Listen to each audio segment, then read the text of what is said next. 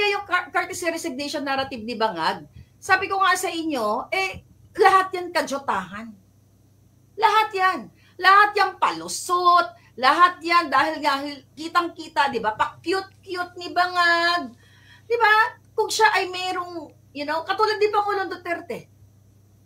May mga tinanggal si Pangulong Duterte. Wala siyang pakialam kung kaibigan niya, kaklase niya, and everything, di ba? Tinanggal niya.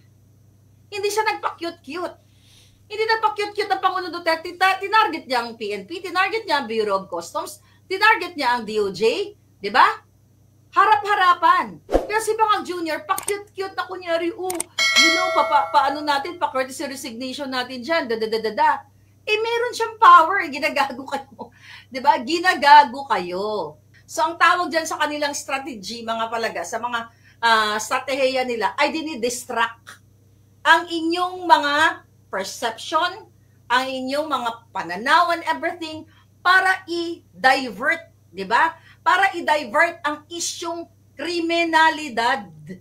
Ang mga nagsisingot dyan sa mga gilid-gilid, sa mga kanto ninyo, ang mga aksidente dahil hindi natin alam yung mga driver ngayon, di ba, ay mga bangag na bangag sa ipinagbabawal na pulburon.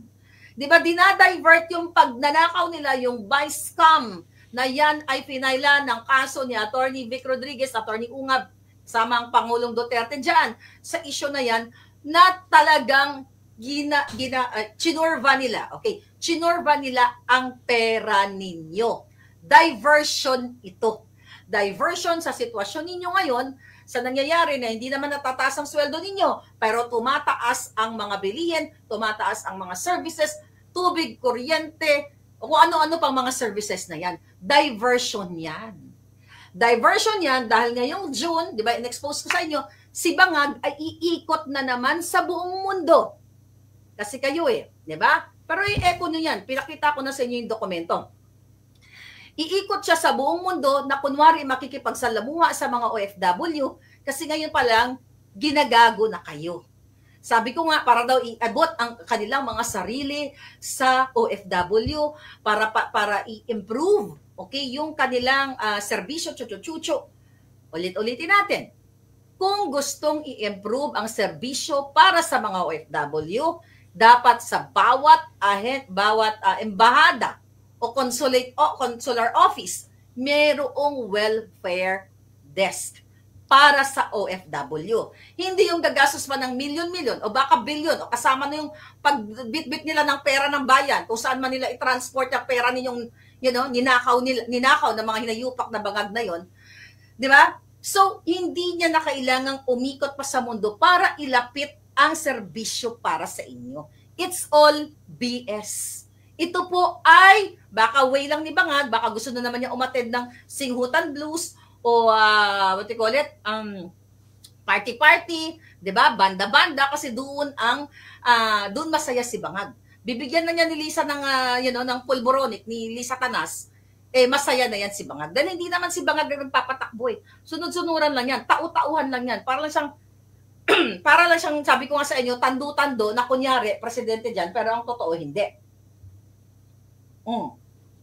Kasi gusto nila, ngayon pa lang, yung plano nila, mga kababayan, dahil kitang-kita doon sa protest vote, okay, na talagang kayo ay naniniwala na si Bangag Jr. ay bangag. Diba? Siyempre, kung ang majority ng tao ay hindi naniniwala na si Bangag ay bangag, dapat nakita natin sa eleksyon.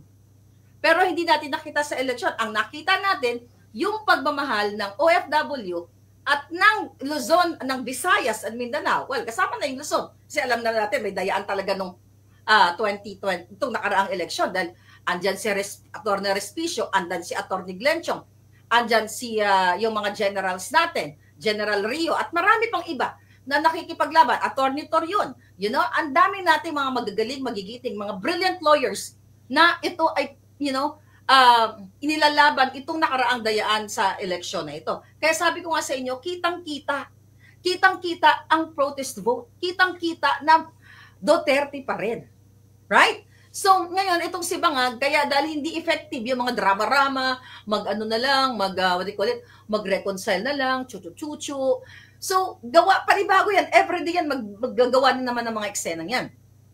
Narinig ninyo, ulit-ulitin natin, ang 10 billion na ginastos doon sa kanilang alyansang malansang campaign, pero nakalimutan niya yung mga elderly, nakalimutan niya yung mga kabataan, mga bata, nakalimutan niya yung buong Pilipino na alagaan, na wag punduhan ang PhilHealth.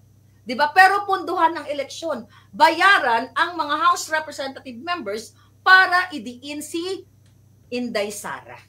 So wala po ito, itong pong sibakan blues na ito ay isa lamang katarantaduhan ng mga bangag. Kaya huwag kayong magpa-budol muli. Okay? Ngayon lang. Okay? Mga kababayan,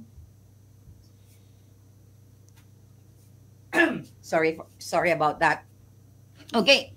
So ngayon, mga palangga, ito nga yung mga eksena. Okay? Kinulam yata ako ni Satanas. Ngayon, mga palangga, so yan ang dramatization nila ngayon. Kasi sinasabi nila para i-check yung performance nitong mga cabinet secretaries nila, kaya may ganito ganyan, courtesy resignation, chuchu-chuchu.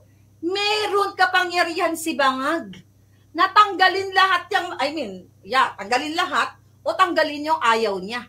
Pero bakit may ganito siyang drama? To divert your attention. Sabi ka natin, to divert your attention. Anytime, pag doon na sinabi ni Bangag, o tanggalin mo yan si Bobong Gadon. Diba? Hindi niya magawa yan.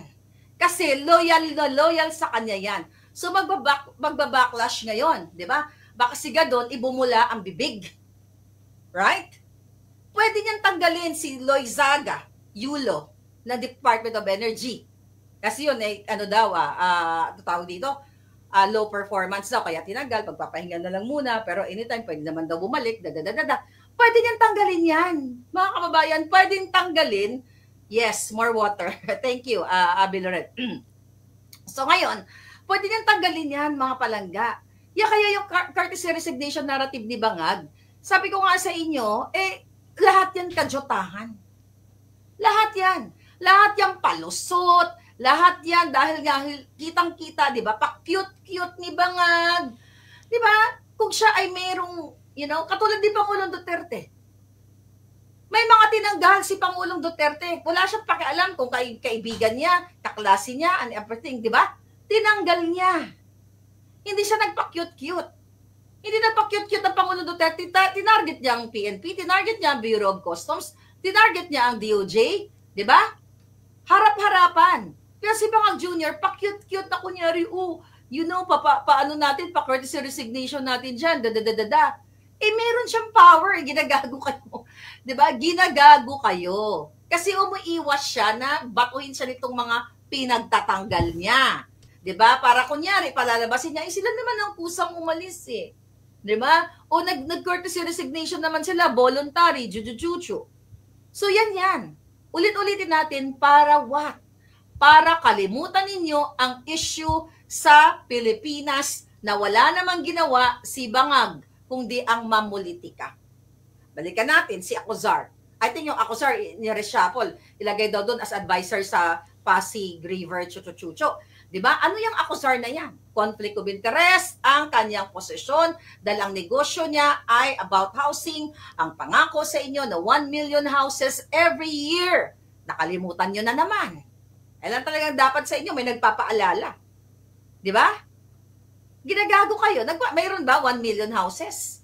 Kita nyo, headline yan, Bangag Jr. nangako na magkaroon ng 1 million houses every year. Headline, tapos pupuri ang mga pulawan, uy, galing-galing, chucho-chucho. Pero walang gawa. Puro kasinungalingan. It's the same thing ng 20 pesos per kilo na bigas. It's the same thing na sinabi ni Bangag sa akin during interview na magkakaroon siya ng mga regional hospitals like heart centers. Remember that? Lung center. Ang sabi, Marlica, pag ako ay pala rin, chuchu-chuchu, maganda yung malagawa tayo ng mga regional hospitals. Let's say sa Visayas, at hindi na kailangan pang magbiyaya ang ating mga kababayan papuntang Maynila para pumunta sa heart centers and lung center. Nasaan na? Nakalimot na kasi kayo eh. Diba? Nasaan na yung mga kaputahan ni Bangag? Kasi kung seryoso yan sa economic progresibong bukas, di ba? Yan ang sinasabi niya. Dapat matagal niya lang nilinis etong gabinete niya at inuna niya na sana si Bersamin na ngayon, nagdadadakdak ngayon, mga kababayan, si Bersamin at bakit ka mo nagdadadakdak dyan? Okay? Tinitira niya, although nagbanggit kasi si Attorney Vic Rodriguez na kahit magpalit-palit pa ng mga cabinet secretaries, ang problema ay si Bangag Jr. mismo. O, di ba?